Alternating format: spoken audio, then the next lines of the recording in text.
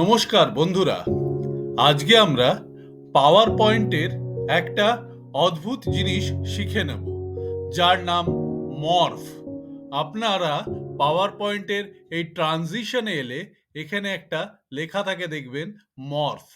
মর্ফের morph কি করে করতে হয় সেটা আমরা আজকে শিখে নেব। এখানে লেখা আছে মর্ফ করার জন্য, to get the best result of মর্ফের সব থেকে ভালো রেজাল্ট পেতে গেলে কি করতে হবে? Duplicate a slide, move things around and apply the morph transition. এই মানে একটা স্লাইডকে ডুপ্লিকেট করতে হবে এবং তারপরে যে কোনো জিনিসকে সরাতে হবে এবং তারপরে আমরা সেটাকে মর্ফ ট্রানজিশন ব্যবহার করব।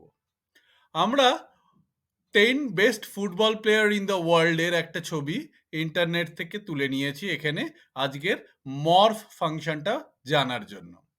মর্ফ ফাংশন করতে গেলে প্রথমে আমাকে যেটা করতে হবে, এই যে পিকচারটা আমি নিয়েছি এই পিকচারটাকে একটা কপি করে এখানেই পেস্ট করতে হবে।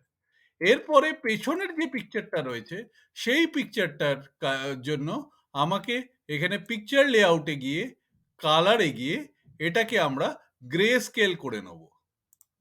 তারপর একটা পিকচারকে ঠিক অন্য পিকচারের ওপরে বসিয়ে দেবো। তারপর আমরা এটাকে একটা ডুপ্লিকেট স্লাইড করব। ভিডিওটির লেন্থ যাতে খুব বেশি বড় না হয় তাই জন্য আমরা 3 জন বেস্ট প্লেয়ারের মর্ফ করব। তো এখন ওয়ার্ল্ড নাম্বার 1 কে মেসি।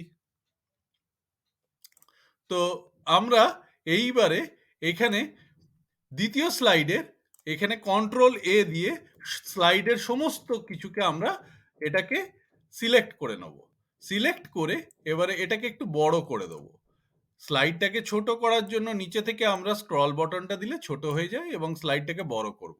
স্লাইডটা বড় করলে এইখানে দেখা যাচ্ছে আমার স্লাইডটা কিরকম দেখাবে।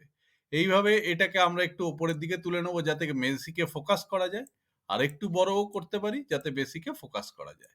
এবারে আমরা প্রথমে মেসিকে ফোকাস করার জন্য এটাকে একটা নির্দিষ্ট স্থানে নিয়ে এলাম। এবারে মোটামুটি মেসি ফোকাস হয়ে গেছে। এখানে আমরা এবারে করব কি, বাইরে ক্লিক করে দেবো। বাইরে ক্লিক করলে সব ডিসিলেক্ট হয়ে গেল। এবারে ওপরের স্লাইডটাতে ওপরের যে পিকচারটা আছে সেটাতে ক্লিক করব এবং ফরম্যাট সেলে গিয়ে ক্রপসে গিয়ে আমি ক্রপ শেপ করব এবং ক্রপ শেপ যে কোনো একটি শেপের ক্রপ করে দেবো। আমি এখানে আমার পছন্দ গোল বা ওভাল টাইপের, ওভাল এইখানে ওভাল আছে, আমি ওভাল নিয়ে নিলাম। এখানে মনে রাখতে হবে এইখানে কিন্তু এরপর পিকচারটাকে সরানো যাবে না, তাহলে কিন্তু মরফের কোনো উপযোগিতা থাকবে না। তা আমি কন্ট্রোল জেড দিয়ে আবার পিকচারটা যেখানে ছিল সেখানে নিয়ে আসলাম। এবারে আবার আমি ওপরের পিকচারটায় ক্রপ করে এইখানে আমি ক্রপে আবার ক্লিক করলাম এবং এখানে মেসিকে হাইলাইট করলাম। শুধু মেসিকে হাইলাইট করে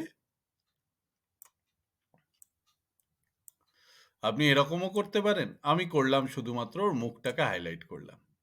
এবারে আমি আরেকটা জিনিস করলাম, এখানে স্লাইডটা দেখা যাচ্ছে ডান দিকে, সেই স্লাইডটার ওপরে আমরা এইখানে এর নামও লিখে দিলাম।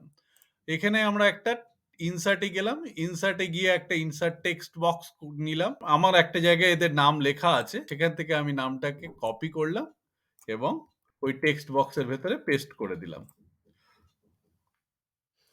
নামটা খুবই ছোট দেখাচ্ছে, তো আমি আবার ওই টেক্সট বক্সটার কাছে গেলাম এবং নামটাকে সিলেক্ট করে এটা ফন্ট সাইজটা বাড়িয়ে মোটামুটি আমি এখানে এটাকে 50 করে দিলাম এবং এখানে এটাকে আমি সাদা রঙের করে দিলাম, লিওনেল মেসি আর্জেন্টিনা।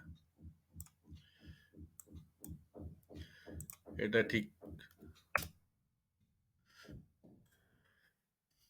এইবারে আপনারা দেখুন এটা কোথায় দেখা যাচ্ছে। এবারে এইটাকে একটুখানি ভালো করে দেখা যায় তার জন্য সামনে নিয়ে চলে এলাম, এইখান থেকে দেখতে পেলেন।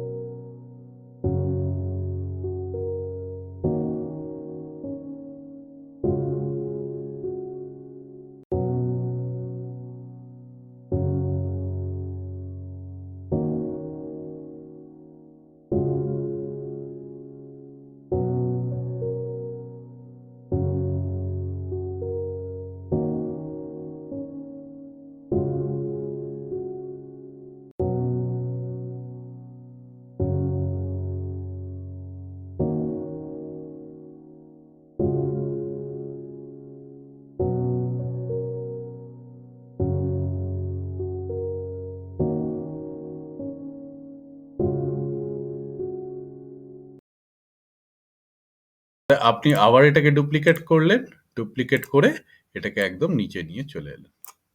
এইবারে আপনি এই যে ওপরে এক নিচের থেকে 4টে স্লাইড 5, 4, 3, 2 এই 4টে স্লাইডকে সিলেক্ট করলেন, ট্রানজিশনে গেলেন এবং মর্ফ করে দিলেন।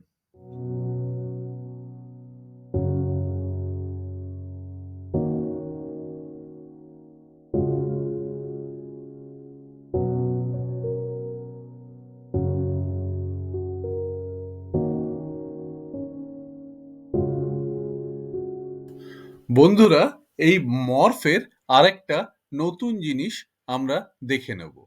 আমরা সাধারণত যে কোনো ভিডিও যখন আমরা তৈরি করি তখন তার 4টে মূল ধাপ থাকে। প্রথমত আমরা সেই ভিডিওটি নিয়ে ভাবি কিসের ভিডিও করব, দ্বিতীয়ত তার একটা টেমপ্লেট তৈরি করি, তৃতীয়ত সেটাকে ডেসক্রাইব করি আপনাদের সামনে ভিডিও তৈরি করে, আর চতুর্থত ভিডিওটি হয়ে গেলে তারপর সেটিকে আমরা আপলোড করি।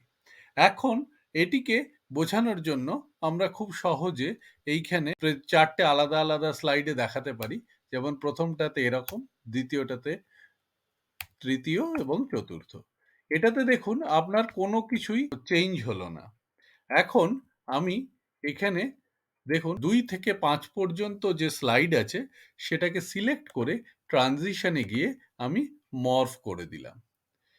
এবারে দেখুন সেই মর্ফ করে দেওয়ার পরে আমার কি হলো। দেখুন আমার এখানে লাইনটা অটোমেটিক্যালি সরে যাচ্ছে আর তার সঙ্গে সঙ্গে শেপটাও চেঞ্জ হয়ে যাচ্ছে।